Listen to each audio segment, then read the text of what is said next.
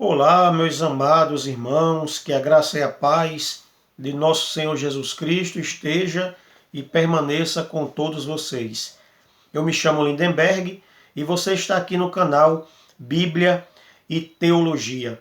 No vídeo de hoje eu vou falar um pouco sobre a Bíblia de Estudo da Reforma. Bíblia de Estudo da Reforma.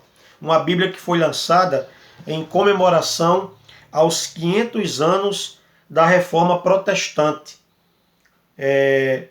Como nós sabemos ali, quando Martim Lutero ele pregou na catedral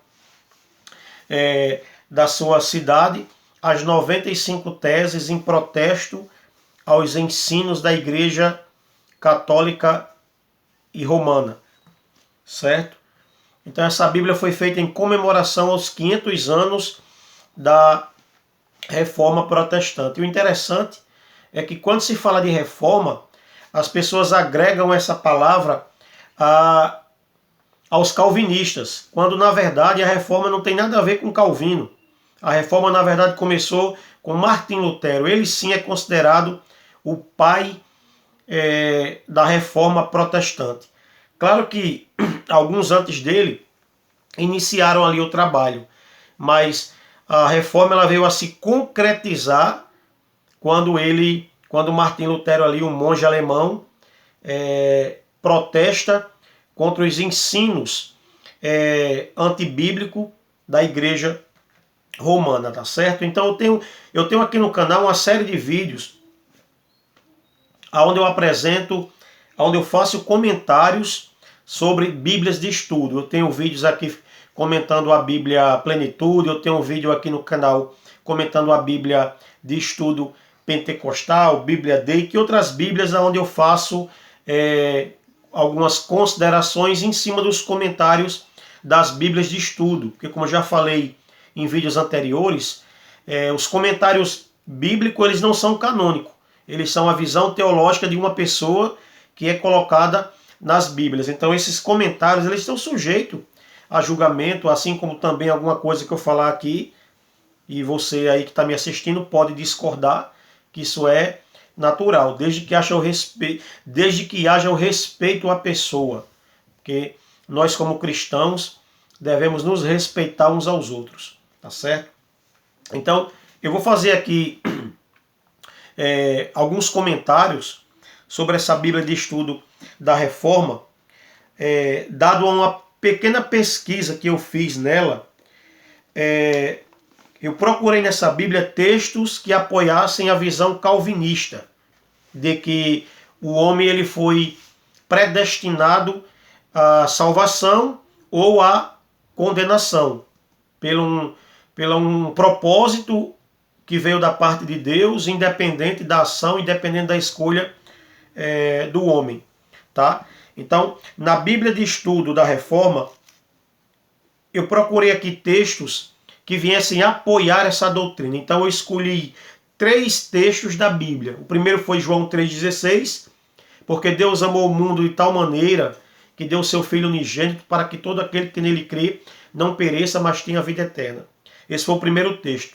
O segundo texto foi Efésios capítulo 2, versículo 8 e 9, que diz: pela graça sois salvo mediante a fé, ou por meio da fé. Isso não vem de vós, é dom de Deus, nem por obras, para que ninguém se glorie. E o terceiro texto foi Romanos 9. Todo o capítulo de Romanos 9, que é um capítulo aí preferido dos calvinistas, onde eles dizem que Paulo está ensinando aqui predestinação. Porque Paulo ali fala sobre Esaú, sobre Jacó, sobre o faraó, sobre o povo de Israel. Então os calvinistas ali, eles falam que, na verdade o texto predileto deles é Romanos 9, certo? Então o que acontece? Eu li aqui todos os comentários de Romanos 9. Em nenhum momento aqui o autor dos comentários ele apoia a doutrina calvinista. Em nenhum momento, pelo contrário, ele apoia a doutrina arminiana, tá certo? Eu vou ler um estudo que tem aqui na página 1907, está no conjunto aqui de Romanos capítulo 9. Vocês podem ver aí, tá certo? Então, o que é que acontece aqui? Ó? Olha aqui o que o autor do estudo ele vai dizer. Ele diz o seguinte, ó, vários pensadores cristãos têm proposto diferentes motivos pelos quais congregações e indivíduos fracassam ou afastam-se do Senhor. Porém, em Romanos 8, Romanos 9 e 10, o apóstolo Paulo quer que nos concentrarmos no ministério do Evangelho. Ele quer nos fazer entender como a fé cristã se espalha a novas regiões e permanece viva, com 3 exemplos do Antigo Testamento. Paulo mostra que a palavra de Deus aviva o seu povo e sustenta as suas congregações, certo? Então, de cara aqui ele já começa falando que o propósito de Paulo não é ensinar a predestinação em Romanos 9, e sim mostrar o poder e a expansão que o Evangelho tem, o poder que o Evangelho tem de alcançar vidas através dos tempos. Porque começou lá com Jesus e hoje estou eu aqui crendo, vivendo e ensinando essa mensagem que um dia Jesus ensinou lá nas areias da Galileia aos 12 discípulos. Então veja que poder essa mensagem tem. De 2000 anos atrás me alcançou aqui e alcançou também você. Então ele fala aqui que o propósito de Paulo é mostrar o poder que o Evangelho tem de atravessar gerações e de alcançar pessoas ao longo dos tempos. Tá certo? Agora vamos para os exemplos. O primeiro exemplo de Paulo vem da história de Esaú e Jacó. Gênesis 25 a 33. Em sua misericórdia, Deus decidiu enviar seu filho como salvador do mundo e fazer isso por meio de descendentes de Jacó, israelitas, como plano divino de salvação, A promessa da nova vida e perdão por meio de Cristo foi alcançada a Esaú, da mesma maneira que a Jacó. Mas Esaú endureceu seu coração à palavra de Deus. Ele se rebelou contra os seus pais e procurou satisfazer-se nos caminhos dos cananeus. Ao desprezar a palavra e promessa de Deus, Esaú amaldiçoou os seus descendentes. Veja aqui que em nenhum momento ele diz que foi Deus quem endureceu o coração de Esaú. Mas ele próprio se rebelou, ele próprio escolheu um caminho. Ele escolheu um caminho por conta própria e não por uma ação absoluta da parte de Deus. Agora vamos para o segundo exemplo. Uma situação semelhante surgiu quando Faraó reteve os filhos de Israel cativos no Egito. A palavra da promessa de Deus, a salvação por meio do Salvador que viria, era verdadeira. Não apenas para os israelitas, mas também para os seus senhores egípcios. Contudo, o livro do Êxodo nos mostra que, mais uma vez, Faraó rejeitou a palavra de Deus. Ele endureceu seu coração e se recusou a deixar o povo de Israel ir. Contudo, Faraó se tornou um exemplo permanente da ira de Deus. Veja, Faraó endureceu o seu coração e não Deus endureceu o seu coração. Porque veja que as pragas do Egito, ela só aconteceu após a recusa de Faraó de deixar o povo ir. Tá certo? Um terceiro exemplo mostra também os israelitas rejeitaram a promessa misericordiosa de Deus. Eles tinham a palavra de Deus, eles sabiam que Deus enviara o Salvador, mas em vez de se alegrarem nesta grande notícia, muitos israelitas se voltaram para outros deuses. Eles endureceram seus corações para a palavra de Deus e se tornaram objetos da ira de Deus. Então, mais uma vez aqui, ele coloca a ação de Deus em virtude da rejeição do seu povo àquela mensagem. Tá bom? Então, o que acontece? A vivificadora palavra de Deus. Os 3 exemplos do Antigo Testamento citados por Paulo podem desencorajar você. Eles revelam a dureza dos corações humanos e a resposta irada de Deus. Eles mostram quão rapidamente as pessoas se afastam da verdade ou tornam-se insensíveis ao perdão de Deus. Porém, graças sejam dadas a Deus. Ao contrário do exemplo do Antigo Testamento dado por Paulo, A presença permanente de igrejas cristãs na Palestina e no Egito revela a natureza surpreendente das promessas de Deus por meio de sua palavra. Ironicamente, os descendentes palestinos de Esaú, os edomitas, receberam a promessa de Cristo no primeiro século, quando missionários cristãos proclamaram a palavra de Deus para eles. Muitos creram, ainda hoje um remanescente de cristãos continua a invocar o nome do Senhor na Palestina.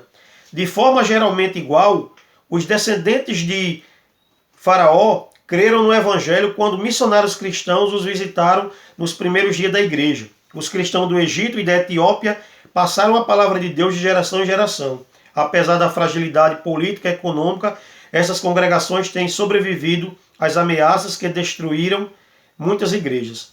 Além disso, muitos descendentes físicos de Israel, judeus, estão sendo agora convertidos a Cristo. Eles são filhos de Deus, e não por causa de sua herança como descendentes físicos de Abraão, e sim por causa da vivificadora palavra do Evangelho.